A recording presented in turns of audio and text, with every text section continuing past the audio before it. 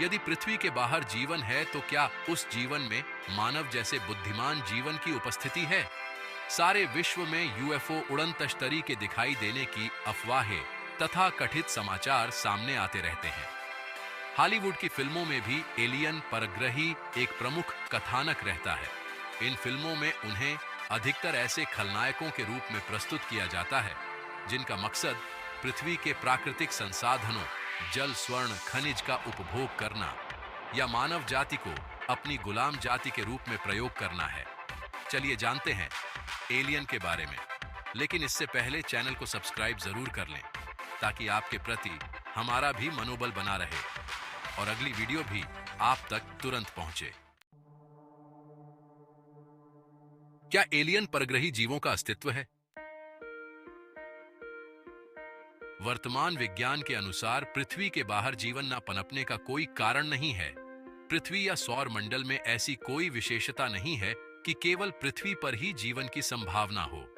वैज्ञानिकों का मानना है कि बाह्य अंतरिक्ष में भी जीवन की उत्पत्ति और विकास के लिए सामग्री और परिस्थितियां मौजूद हैं।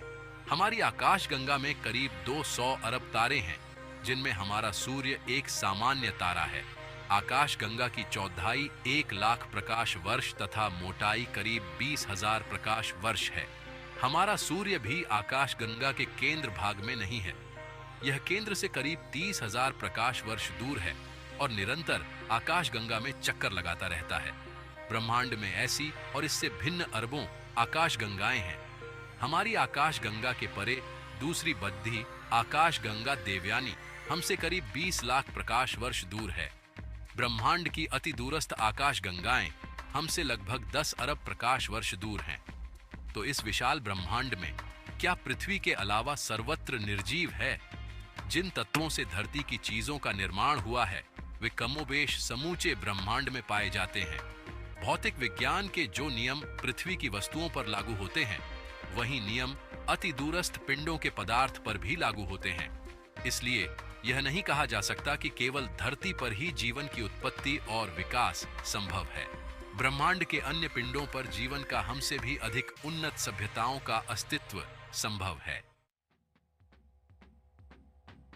आकाशगंगा में उन्नत सभ्यताओं की गणना करने के लिए कॉलेज विश्वविद्यालय यूएसए के खगोलवेता फ्रैंक ड्रेक ने एक समीकरण प्रस्तुत किया है जिसे ड्रेक समीकरण कहते हैं।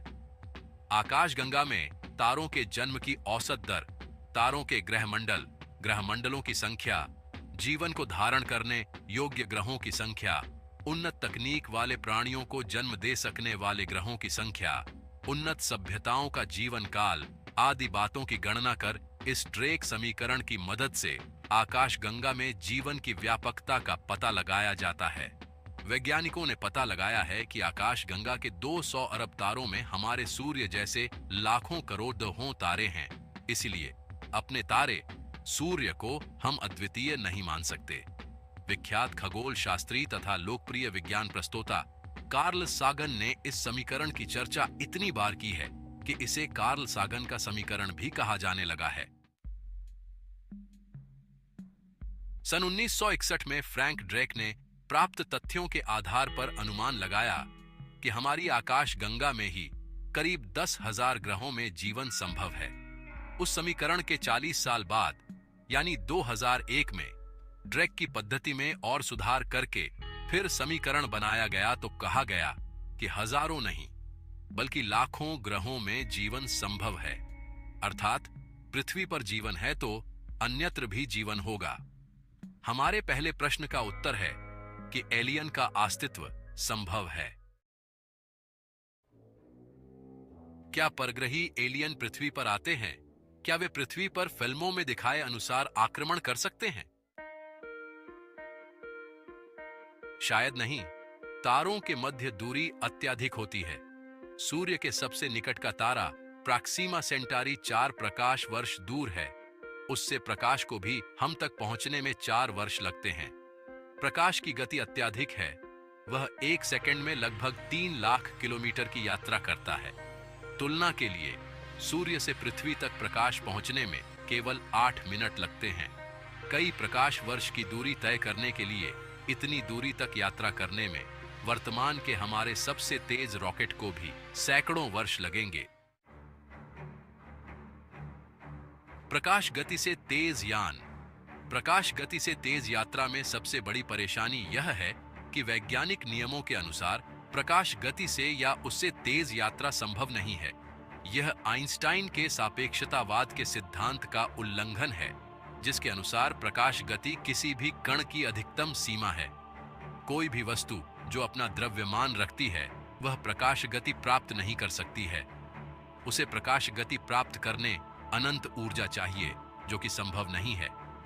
मान लेते हैं कि किसी तरह से सापेक्षतावाद के इस नियम का तोड़ निकाल लिया गया और प्रकाश गति से यात्रा करने वाला यान बना भी लिया गया। इस अवस्था में समय विस्तार यानी टाइम डिलेशन वाली समस्या आएगी। हम जानते हैं कि समय की गति सर्वत्र समान नहीं होती है। प्रकाश गति से चलने वाले यान में समय की गति धीमी हो जाएगी, जबकि पृथ्वी या एलियन ग्रह पर समय की गति सामान्य ही रहेगी। प्रकाश गति से चलने वाले यान को पृथ्वी से प्रॉक्सिमा सेंटारी तक पहुंचने में 4 वर्ष लगेंगे, लेकिन पृथ्वी पर सदियां बीत जाएंगी। इन सभी प्रायोगिक कारणों से एलियन का पृथ्वी पर आना संभव नहीं लगता है। वर्महोल द्वारा यात्रा। एक अन्य उपाय है वर्महोल से यात्रा। वर्महोल ऐसे सैद्धांतिक शॉर्टकट हैं जो अंतरिक्ष के 2 बिंदुओं को जोड़ते हैं। इनका अस्तित्व प्रमाणित नहीं है, लेकिन ये सैद्धांतिक रूप से संभव है। इसके द्वारा किसी भी दूरी की यात्रा पलक झपकते संभव है। आप किसी वर्महोल के एक छोर से प्रवेश करें और पलक झपकते ही आप किसी अन्य आकाशगंगा या किसी अन्य तारामंडल में जा सकते हैं। हमारे पास ऐसे वर्महोल बनाने की तकनीक नहीं है। मानव सभ्यता को वर्महोल बनाने की तकनीक प्राप्त करने के लिए अभी हजारों या लाखों वर्ष का तकनीकी विकास करना होगा। इस तरह के शॉर्टकट का निर्माण करने वाली सभ्यता हमसे हजारों नहीं, लाखों करोड़ों वर्ष आगे होगी।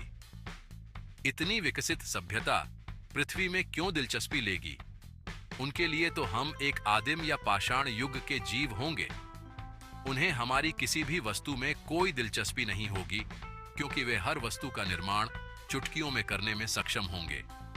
अंतरिक्ष में खनिज संसाधन, जल, स्वर्ण जैसी चीजों की कमी नहीं है। वे तो उन्हें ऐसे ही प्राप्त कर सकेंगे।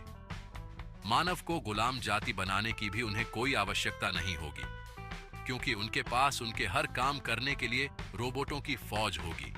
वर्महोल का निर्माण कर सकने वाली विकसित सभ्यता के लिए हम किसी कीड़े मकोड़े से अधिक नहीं होंगे। आप स्वयं सोचें कि क्या आपकी किसी दीमक के ढेर पर या चींटियों के समूह पर कोई दिलचस्पी होती है? क्या आप उन पर आक्रमण करने की सोचते हैं? क्या आपने कभी अपने आसपास एलियन देखा है? अगर देखा है तो कैसा दिखता है? कमेंट बॉक्स में जरूर बताइए।